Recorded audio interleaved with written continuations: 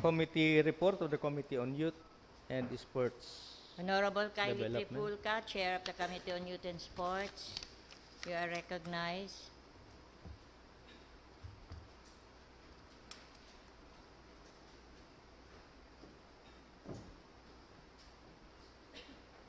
Request acknowledgement of my report, Madam Chair. Your report is acknowledged. This is the continuation of the report rendered a while ago. One item for the committee hearing on Youth and Sports Development, proposed ordinance authored by this representation, an ordinance establishing a system for the annual Naga Interbarangay Sports Fest with guidelines and penalties and appropriating funds therefore and creating a sports trust fund. May I proceed directly to the disposition, Madam Chair. You may proceed. On motion of Honorable Del Rosario, seconded by Honorable Abonal Gomez, to defer the matter and request a written comment from the ESO and CYDO and ESO Sports Coordinator and to submit the same within 7 days from receipt of the notice. So this matter was deferred. That's the end of my report, Madam Chair. Thank you.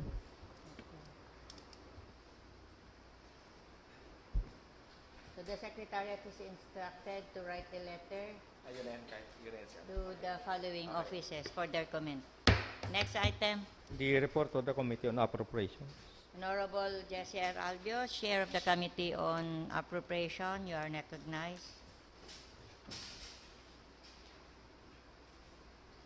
Chair, may I request acknowledgement of the report of the Committee on Appropriations? Your report is acknowledged. The committee hearing was held yesterday and there was a quorum. Only one item was tackled. Item was first endorsement dated January 13, 2023 of Mr. Francisco Mendoza, City Budget Officer, forwarding the 2023 annual budget of Barangay Peña Francia, Naga City for calendar year from Appropriation Ordinance number 2022-10-21-001 involving the amount of 7,019,537 pesos in conformity with the existing budgetary rules and regulations and in accordance with the provisions of the Local Government Code. May I proceed to the disposition, Madam Chair? You may proceed. On motion of Honorable Gil Rosales, duly seconded by Honorable Omar Benape, Honorable Doc Gail Abonal Gomez, Ms. Angelina Panimdim, and Mr. Elmer T. Santo Domingo, the committee resolved to recommend to the Sangguniang Panlungsod the approval of the 2023 annual budget of Barangay Peña Francia, Naga City for calendar year from Appropriation Ordinance number 2022-10-21-001 involving the amount of 7,090,537 pesos in conformity with the existing budgetary rules and regulations and in accordance with the provisions of the Local Government Code of 1991. So move, Madam Chair. Any second? Before the approval, Honorable Del Rosario, In the comment? committee report, I was marked absent, Madam Chair. Nakaabot mo po ako, medyo late lang. Pero I support the disposition kang committee, Madam Chair. Yes, Madam Chair, naka-attendance si Councilor Del Rosario. Make the corrections in the attendance. That ends my report, Madam Chair. So approved. Next item, The report of the Committee on Laws, Ordinances, and Reorganization and Honorable Women and Rosales, Chair of the Gender Committee on Development. Laws and Ordinances.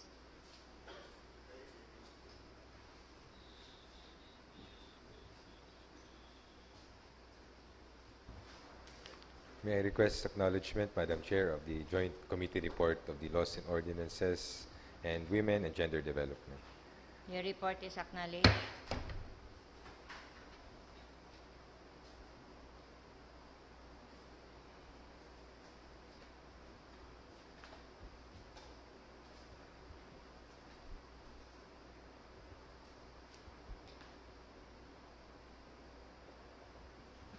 Madam Chair, since there was no quorum, may I move for the conversion of the plenary as a committee of the whole? The Sangguniang is now convened as a committee of the whole. The first item is a resolution of the Naga City Local Health Board entitled Resolution Earnestly Requesting the Sangguniang Panlungsod to pass an ordinance categorizing our healthcare workers in our health service facilities under the City Government of Naga from A2 healthcare category to A1 healthcare category effective this year. May I proceed to the disposition, Madam You Chair? may proceed. The committee resolved to defer the matter and request information from the City Budget Office regarding the availability of the requisite funding for the increase of salaries of healthcare workers in the City Hospital, Our Lady of Lourdes, and the City Health Office. I so move, Madam Chair. Is a comment from the members, and Honorable Del Rosario. Yes, and then Madam Chair. Thank you. I would like also to request that we also involved in the disposition, that we also request feedback from the City Human Resource Development Officer. Kasi pag categorize na ni Madam Chair from one category to another, baka po may epekto naman sa mga salary grade or si categorization kan si mga items nila. Para sa laruan lang po ang pagdangog ng committee, Madam Chair. Thank you. Okay, the chair. Are you agreeable to the So we additional include, disposition? Madam Chair, the comment to be requested to the HRMO. Honorable Del Castillo. With regards to the what's the difference between A1 and A2? Because for me, baka pwedeng an A1, i-elevate sa A1, the City Health Office in the Naga City Hospital, but not the Our Lady of Lourdes Infirmary, because from the name itself, it's just an infirmary.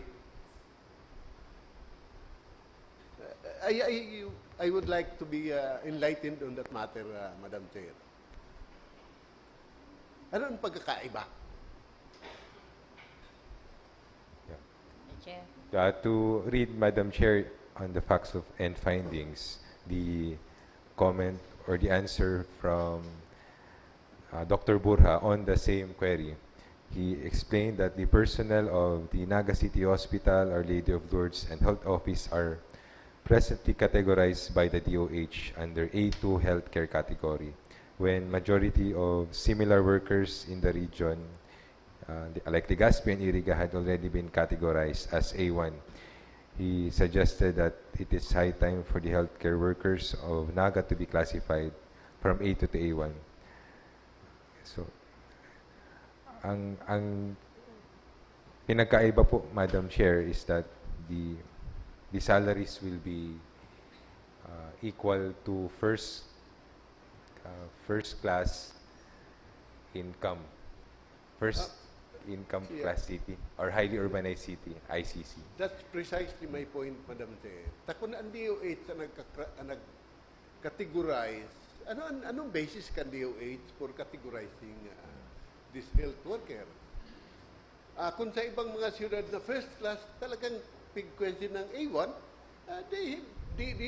DOH has the reason because sa entire Pilipinas, dakulan mga siyudad na first class. But we belong to the second class based on the last classification in 2004. After 2004, mayo na ng reclassification na nangyari sa entire Pilipinas. So baka iyan ang basis. That's why I want to be enlightened on the basis for that categorization of the DOH in the request of the City Health Board. Baba.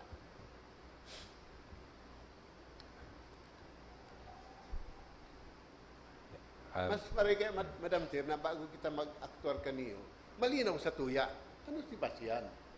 Kan DOH, ano man si Basian kan Naga City Health Board sa pag-request sa tuya. Thank you, Madam Chair. Thank you, Honorable Del Castillo. So the other disposition will be itong disposition. So we need to be clarified Yes, as Madam. to the classification of our health facilities. So, on motion, duly seconded, and plus additional disposition. Approved. Second item, Madam Chair, letter dated December 14 of Ms. Romano, earnestly requesting to reserve vacant positions of daycare worker 2 under the City Social Welfare Development Office intended for the Early Childhood Care and Development Division.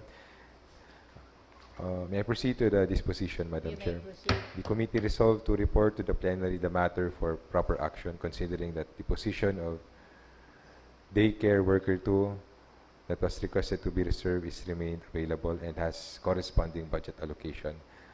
In other words, Madam Chair, di man po siya inali in this year's budget. Yaon man po itong request ni Ma'am Elsie Romano. So no action is being... yeah. Honorable Del Rosario. Yes, Madam Chair, considering the proposed disposition, I request, Madam Chair, I move that we request the executive now to call for yung sa PSB, Posting. posting ng sa personal That selection will be para the mayor's prayer, ano, Yes diba? po, yes. Executive. i-publish na mo si na mga yan, positions. ipapublish mo na Bako yan. lang po ining sa ano, Bako kasi lang. importanteng marayang sa daycare, pero sa iba pang mga Sa positions ibang mga na... position. I think mga dahil na paghalayo na maray na ano, Sports i-request na worker. Madam Chair para immediately Mai-post once na na na-approve sana. na si budget akang Department of Ano. Thank you, Honorable Del Rosario. The, So, I reiterate the no action needed, Madam Chair. okay. Next. The third item is proposed ordinance sponsored by Honorable Abonal Gomez prohibiting gender-based sexual harassment in streets and public places, mandating the implementation of comprehensive and sustainable program to prevent, respond, and eliminate the same, appropriating funds therefore, and providing penalties for violations thereof. May I proceed to the disposition, You may Madam Chair? proceed. The committee resolved to return the proposed ordinance of the Honorable Gomez along with comments and suggestions for incorporation to the revised draft of the proposed ordinance. The next disposition, may I first make the motion to return? So I so move, Madam Chair. Any second? The second disposition is to provide copies of the proposed ordinance to the Public Safety Office, the Philippine National Police, for their comments that will be submitted to the committee within 15 days upon receipt. I so move, Madam Chair. Any second? The last disposition is to furnish copy of the proposed ordinance to the City Legal Office for their legal opinion, especially on the penalties imposed on the proposed measure. I so move. Any second? Kiruma yung number of days, also 15 days upon receipt, Madam Chair. 15 days upon receipt. So, that ends my report. Thank you, Honorable Rosales. Next item. The proposed ordinance of the Honorable Jose B. Perez naming certain unnamed streets in Barangay Kararayan.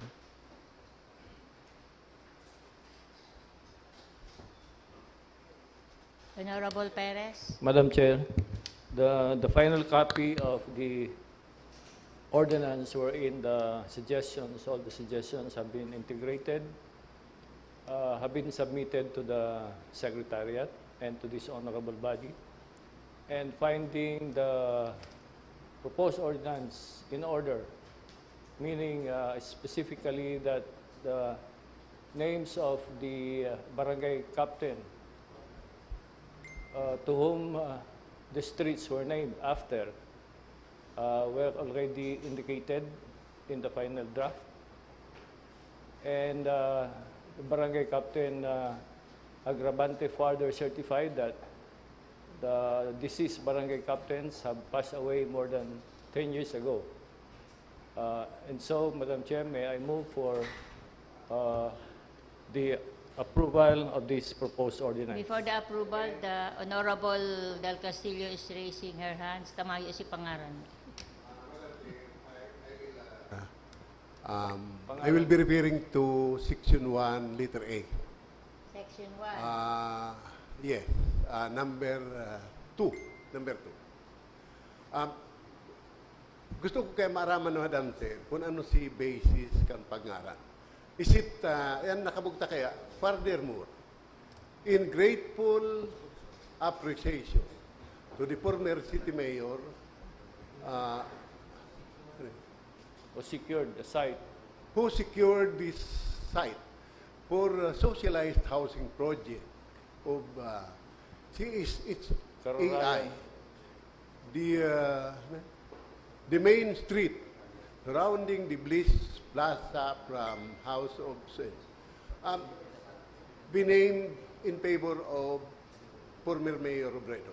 For the record, Madam Chair, that site was secured or transferred to the city because of the initiative of former Mayor Vicente Cibulo sometime in 1979. The record will bear me out. The record of the Sangguniang Panlungsod, the deed of donation executed by in between Dr. Manuel I. Abella in the City Government of Naga, represented by Vicente Cibulo as mayor, was executed in 1979. That is now the site of the Kararayan Settlement Housing Homeowners Association Incorporated, which was registered initially with the Farm Systems Development Corporation sometime in 1980. So, I just want to know, ano si basis? Kung papangaran lang GC Robredo, mayong problema. But dahil na-mention na ron yan, praise na yan. Because sala sa istorya. That section was adopted from the resolution submitted to the committee by The barangay council? by the barangay captain through their own resolution, unanimously approved by the barangay council body. And well, if that is not the true story, then that should not be there. Kaipuhan na pakarayon, patamaon, but ang ano ko lang, during our past meetings, councilor body was there and he did not mention about such correction. And further, the barangay council has no mention whatsoever of the contribution of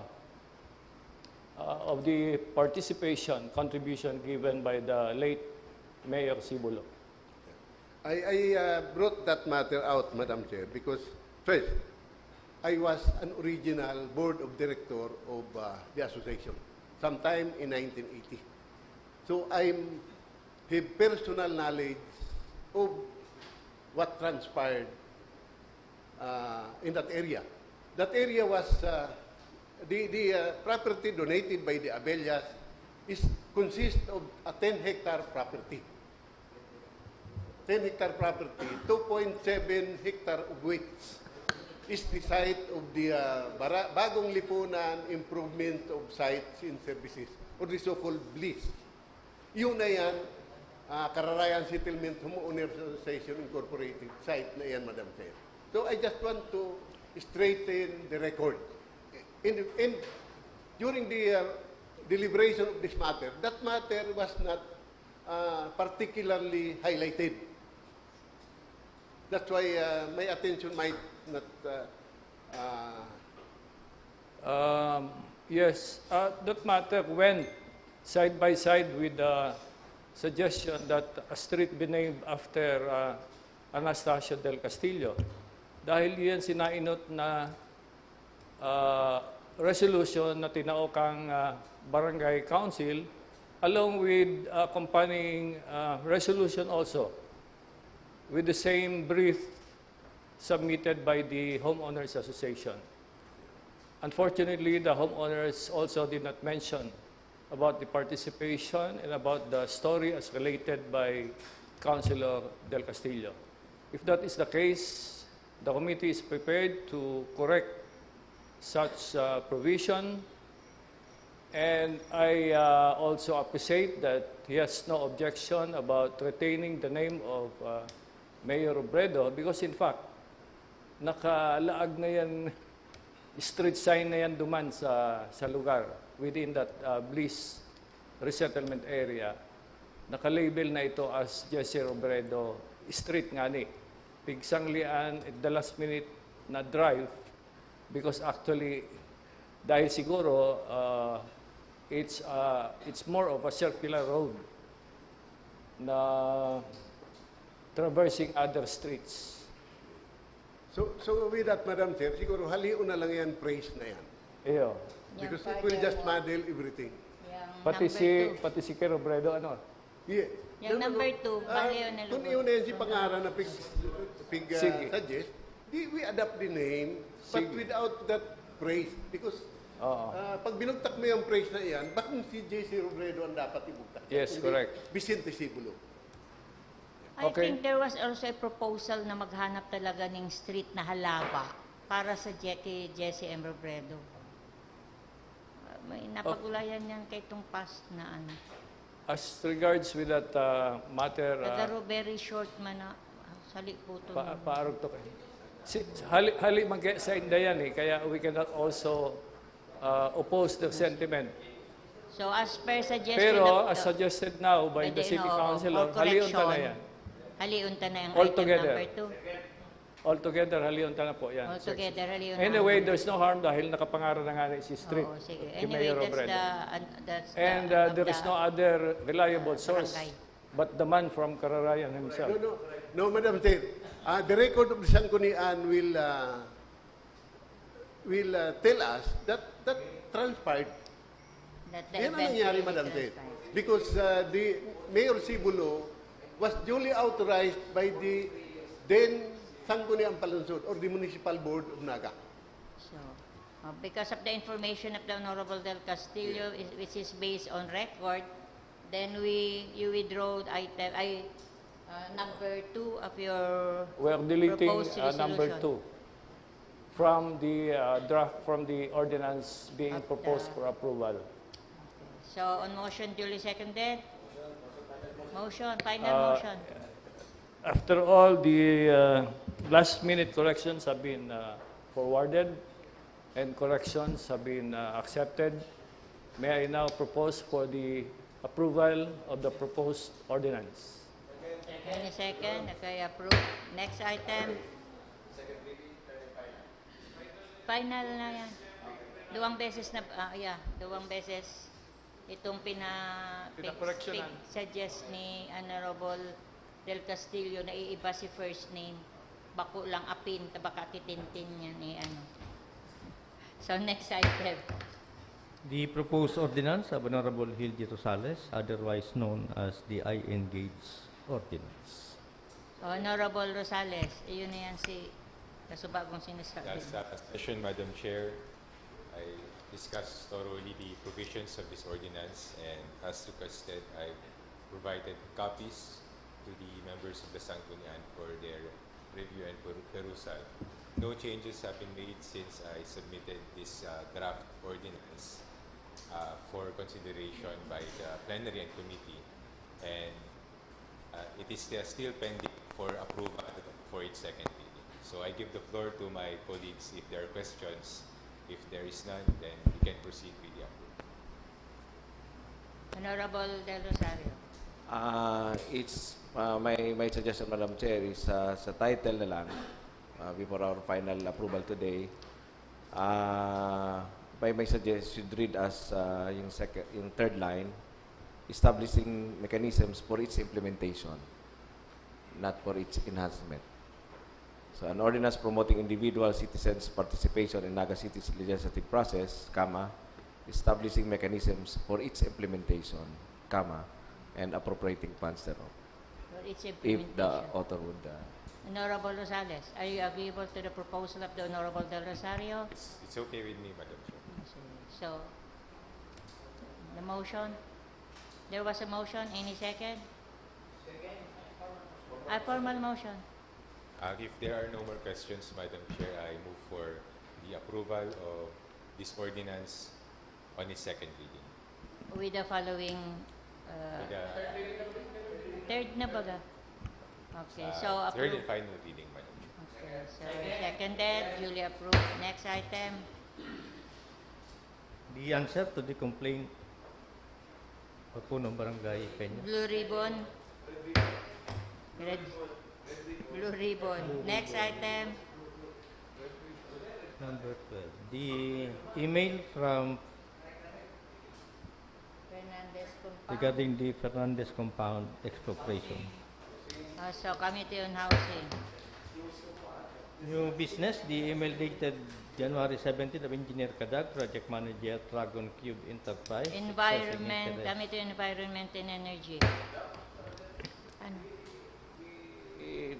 Give that to the CPDO, City Planning, kasi nakahagad man lang siya ng details eh. So, i-refer to the City Planning and Development Office. So maano? Interested, then nakahagad siya, may isang email sa likod, naghahagad siya ng ibang details. So, probably we sa refer City that Planning to can give, CPDO. May we also know who is the representative of this project handled so that we can talk to him or her on this matter. So, it's the City Planning and Development. So we refer this May to we the- also ask a contact number of representative so that we can talk to him or her over the phone. So refer to CPDO. Refer to CPDO. The Next. endorsement dated January 18 from the City Budget Officer endorsing the annual budget of Committee on SK Appropriation. Santa Cruz.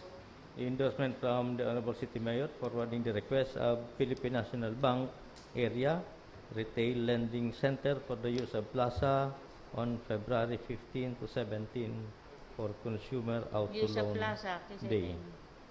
Dahil man Plaza, sita mga Quezon. trade fair. City properties. Maka may tihiring ka pa o pwede nang yan. Kaso bago in-approve na nindo eh. Okay, Honorable Del Rosario. With the indulgence of the committee chair of Committee on Rules, that we transfer this to SBO and we approve said request. This in connection naman sa inutang discussion sa bago, Madam Chair, sa Naga City Smile vendors na ma-occupy sila ng kinastilyohan. Then the succeeding days will be also allotted for the Philippine National Bank. Thank you, Madam. So, any second to the We motion? transfer.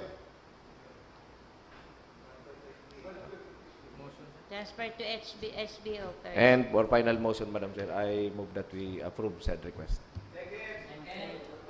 Approve. Next item. The letter dated January 12, 2023 from NCPC Executive Director endorsing the application for accreditation of Gryphon Fire Volunteer and Rescue. People empowerment. The endorsement dated January 17, 2023 from the Honorable City Mayor endorsing the Memorandum of Agreement between the City and the Universidad de Santa Isabel for Work Immersion Partnership for ratification. For ratification. Na gano'n, na gano'n. Honorable Del Rosario. The request is for confirmation of authority to enter into and for ratification. So, Madam Chair, I move that we transfer this to SBO. SBO. And with the transfer, Madam Chair, I move that we, on joint and collective motion, we confirm the authority And ratify the same. on joint and collective motion. Next item. The endorsement from the Trimobile Task Force endorsing the application Committee for on transfer Transport. of franchise.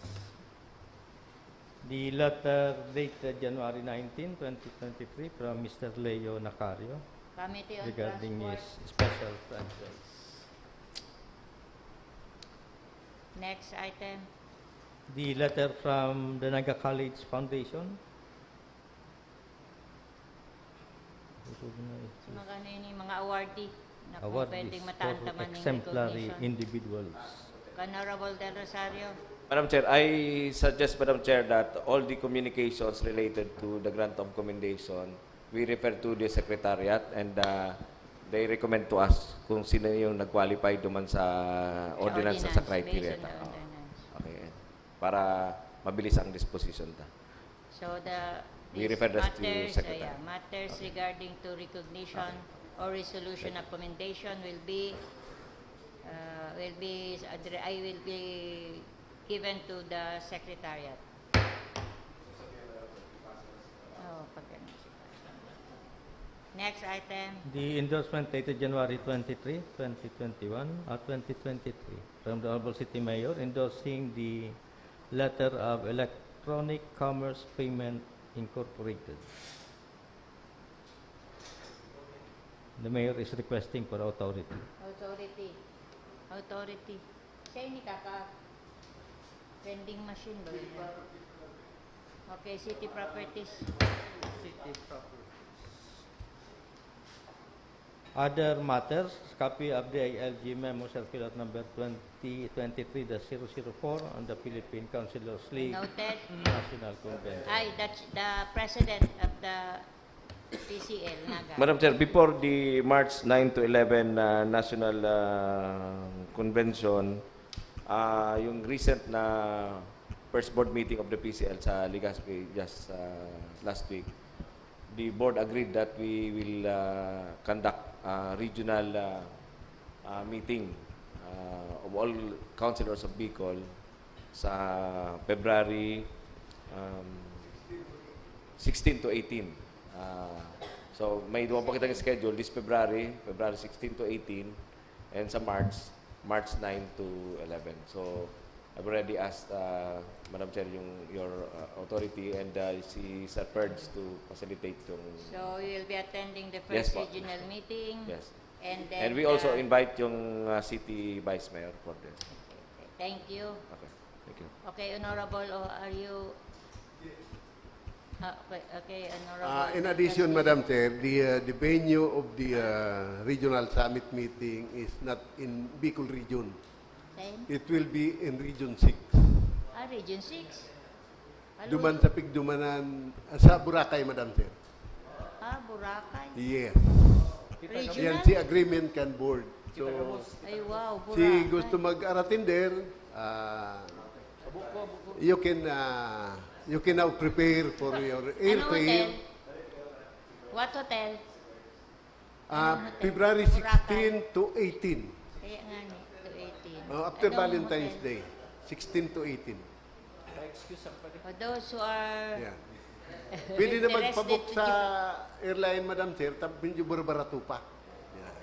Okay, so February 6 to 18 in Boracay, March 9 to 11 at World Trade Center. Next item, The 2022 fourth quarter status report noted. of the pleb.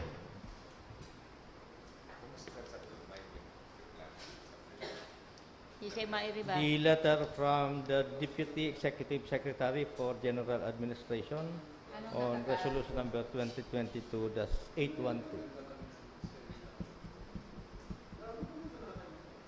Declare a component. Honorable Del Castillo.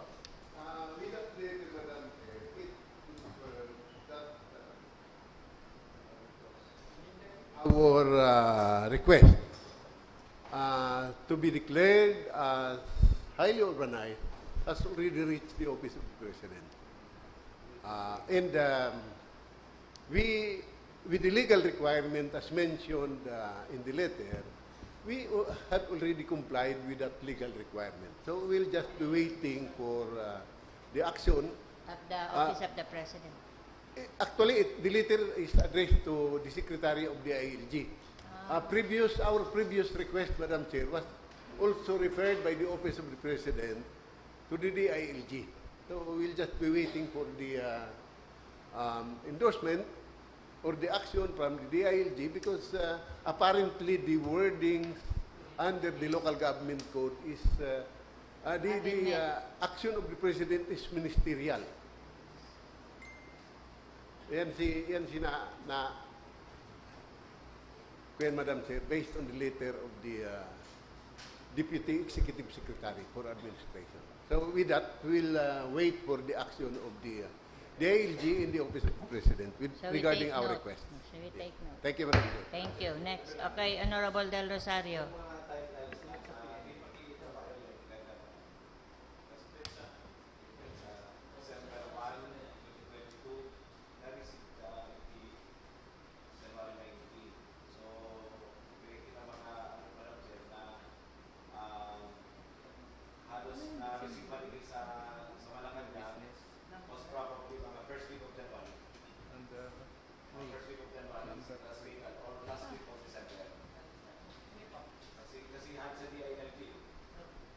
Baba, Tin. Baba. December 1. December 1. December 2022. So, Hello, Paris ang DILG. So, probably within the succeeding weeks pa natin. Pagkaiba na kita.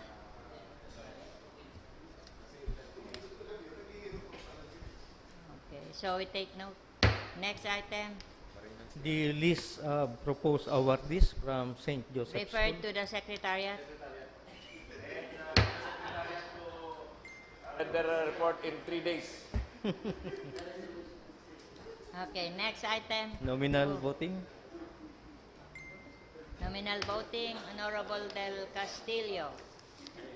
Nominal voting.